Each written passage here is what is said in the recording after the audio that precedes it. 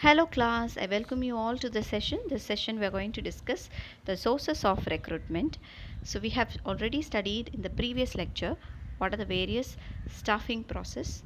The first one is the manpower requirement, the second one is the recruitment. So under recruitment, what are the various sources that are available? So you have first one as internal source, the second one as external source. Internal source you have the transfer and promotion.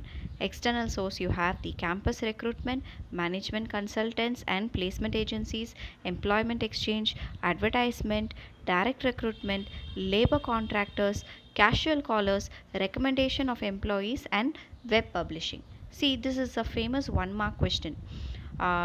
What is the whether it is an external source or internal source? Identify odd one out, stating that these are all external, so whether it is true or false this particular advertisement is an external source of recruitment. So these kind of one word questions may be asked, so that you can just note down what are the internal sources and what are the external sources. Okay, so we will look into all these things in depth, in detail, in the next slide. So first one is the internal source of recruitment. Internal source is nothing but within the organization. Under that, first you have the transfer. Transfer is nothing but shifting of employee from one job to another, or one department to another, or one shift to another without a substantial change in the responsibility and status. Say for example, Mr. Ram is a manager of Chennai branch. He's been transferred to Madurai to become a manager in that particular Madurai branch. This is a transfer. There is no change in the pay, there is no change in the status, there is no changes in the responsibility. The only change is that the place of employment. So before you was in Chennai, now you are in Madurai. That's it. So this is a good source of filling the vacancies with employees from overstaffed department to understaffed department. Okay, so this is one major source. The second thing is promotion. Promotion is shifting of an employee to a higher position, carrying higher responsibility, facilities, status, and pay. So, shifting of an employee to a higher promotion, carrying higher responsibility, facilities, status, and pay. So, you can see in the picture identifying one person who is an outperformer, is a good performer, and giving him a promotion in the career. So it is a vertical shift, it's not a horizontal shift, it is a vertical shift. It's you're going one position to upward. Okay, so it is a vertical shift. It helps to improve the motivation and increase loyalty and satisfaction to the organization. So this is a motivation factor where your pay get increased, you get a bigger responsibility, you get a better status, you get better facilities. So it's a good way of motivating employees and to make employees loyal and satisfaction. Moving forward, we have external sources of recruitment. Under that, you have campus recruitment. You can see in the diagram, student is signing up for a campus recruitment. See, this is a recruitment from educational institution. You are just recruiting the freshers from a direct source, which is called as the educational institution. Many big organizations maintain a close link with the universities, vocational schools, and management institutes to recruit qualified personnel for various jobs. So this is called as campus recruitment. This is a very good source because the company or the organization need not spend too much of money on checking the background of the candidate, because they are being recruited from directly from the educational institution. Whatever background check that they have to do, they will get it from the education institution itself. So this is one of the major sources of external sources. Okay, external recruitment. Second one is the management consultant and placement. You look into the picture. We help make careers. See, you can see that the management consultant people is helping persons. It is not blind help. They will come charge some commissions. They charge some fees. Okay, so management consultants, they are specialized in the management, making the right people, that is getting the right people for the right kind of organization. So this is the job that they do. So management consultants specialize in middle level and top level executive placements. Placement agencies compile biodata of large number of candidates and recommend suitable names to their clients. So they act as a middleman between the organization as well as the clients. Clients may be the organization or the individuals also. So they act as a middleman between the organization and the person seeking job. Okay, so this are two important things: campus recruitment and management consultants and placement. The third point, you can see that employment exchange. See, you can see in the picture, Directorate of Employment and Training, Development of Labor and Employment, Government of Tamil Nadu. So you have something called as this employment exchange run by almost all government, both state government as well as the central government. So under this, it is run by the government. It is a good source for unskilled and skilled operative jobs. The demerit here is the records are often not up to date and many of the candidates referred by them may not be found suitable. Okay, so this is a major disadvantage of employment exchange, but many of the government jobs or any sort of jobs, this is one of the cheap source of recruitment. Then the fourth one is advertisement. You can see that there is an advertisement given in the newspaper. So advertisements can be either given in the newspaper, journals or television. So most of the senior position of industry and commerce are filled by this method. Details requirement of the job and qualities required to do it are published along with profile of organization. So what they will give exactly what is the requirement, what are the qualifications that the candidate must possess, and what is the pay, sometimes what is how much is the pay also will be given, and what job, nature of job they have to perform, all these details will be given, and some details about the organization which is recruiting will also be given. The merit of this is that there is a wide range of candidates who will apply seeing this newspaper advertisements. The demerit is that see, this can be viewed in a different point of view. There is a huge response. You will be getting a lot of applicants. Those so are scrutinizing this thing and solving like rejecting the unsuitable candidates is a tedious job for the organization. So this is one major disadvantage, but you get a wide range of candidates. You get a better choice if you recruit through advertisements. So we saw 4 points totally. The first one is campus placement. The second one is management consultants and placements. The third one is employment exchange. Fourth is advertisement.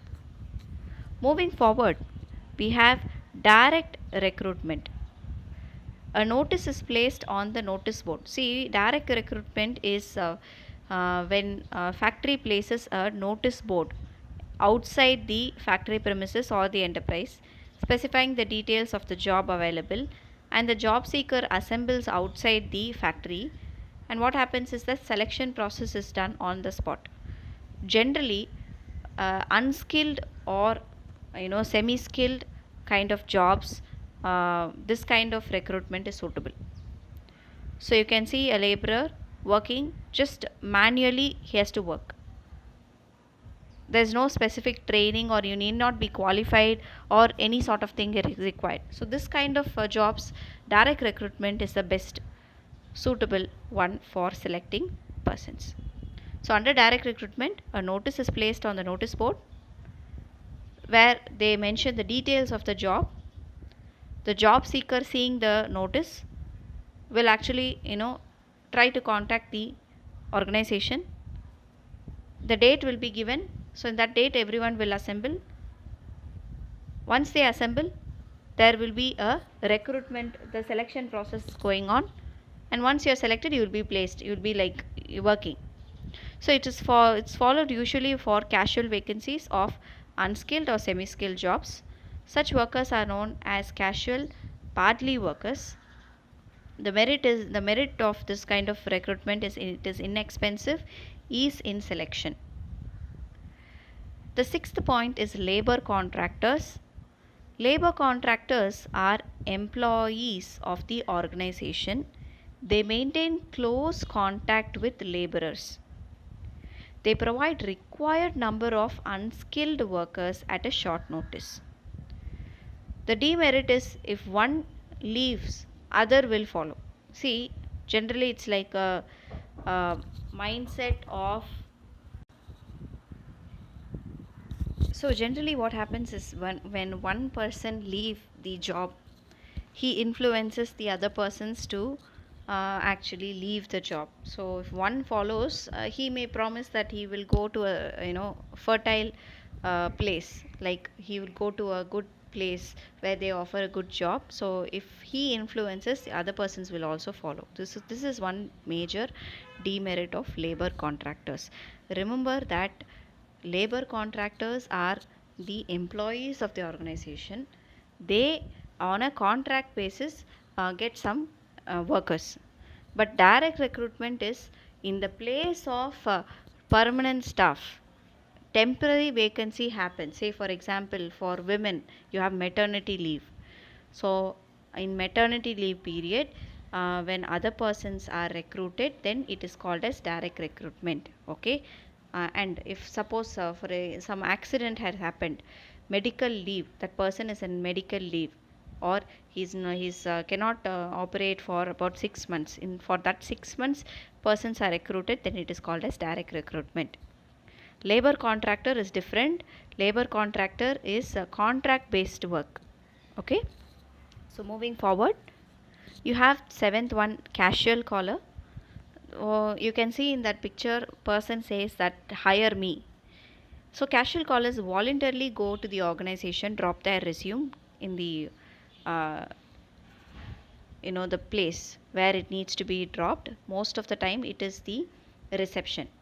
So they go, give their resume to the receptionist, tell their interest about the job or working in this particular organization, and they come. So the job seeker drops his resume in an organization on voluntary basis. The company makes use of such applicants as and when the vacancy arises. So this is one of the most cheapest way of recruitment, because the person himself drops the resume.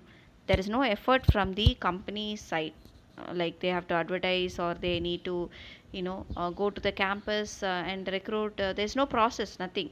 If they are interested in the candidate's resume, they will make a call, otherwise they will not. So the basic advantage is it reduces the recruitment cost. So this many organization will actually collect these resumes and keep it. If at all vacancy arises, they will give preference for these kind of people because they express their willingness to work. So casual callers is one of the source of external recruitment. Then you have recommendation of employees. You can see that based on one person's recommendation already there in the organization, he recommends a particular person in the organization. Based on this, he will be selected for the job. So the firms encourages their employees to recommend the name of their relatives and friends for employment. So this is a reliable source.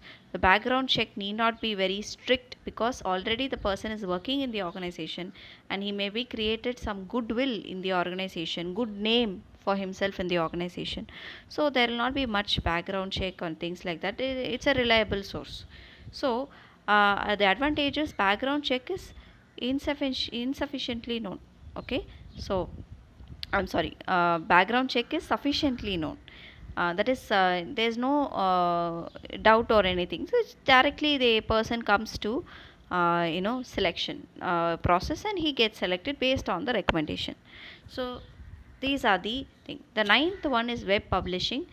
There are many internet sources like the common source of recruitment, which is www.naukri.com, shine.com, monsterindia.com. So all these are job sites where you can post in your resume and if your resume gets shortlisted, you get a call from the HR of the company, and thereby you process. So this kind of thing also is very famous. So these are all the external sources of recruitment. So we have the difference between what are the merits and demerits of internal sources and external sources of recruitment. We will look one by one what are the various merits and demerits. Internal source, it's an economic source.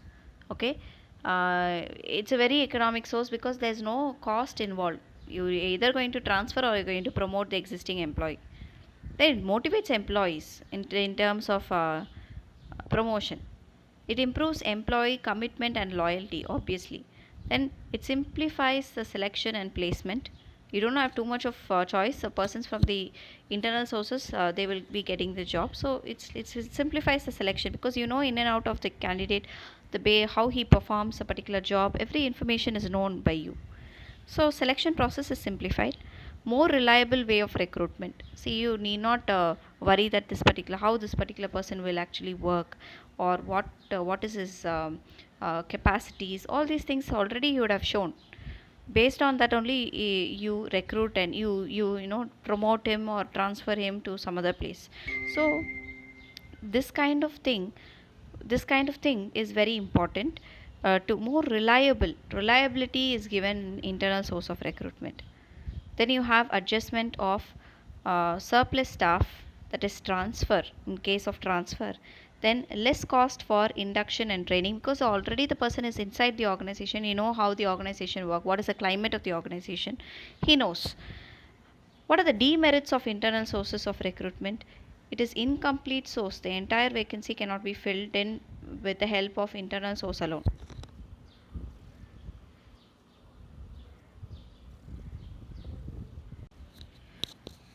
The second one is employee may become lethargic if for sure they know that internal sources only they are going to take.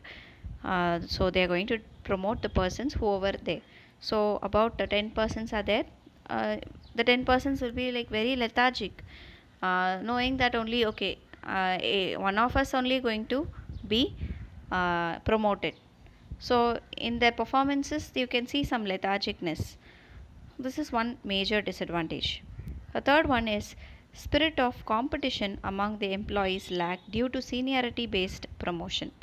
In many organizations, seniority based promotion will kill the competent spirit of the employee because anyways whatever they perform, they know that the seniors are going to get the position. So it's like seniority based promotions will kill the spirit of competition, and it lacks fresh talent. So if you're just having the internal source, you cannot see fresh talents in the organization. So this is one demerit. Then fifth one is not suitable for new company. It is not suitable for new company because new company obviously you cannot have too many reliable. You will have too much of labor turnover or employee turnover, employee quitting the job and going to some other place. Frequently this may happen. So internal source will not be the correct source for new company. There will be a limited choice. Whoever there in the organization, within that organization you have a choice of limited choice. So these are the demerits of internal source of recruitment.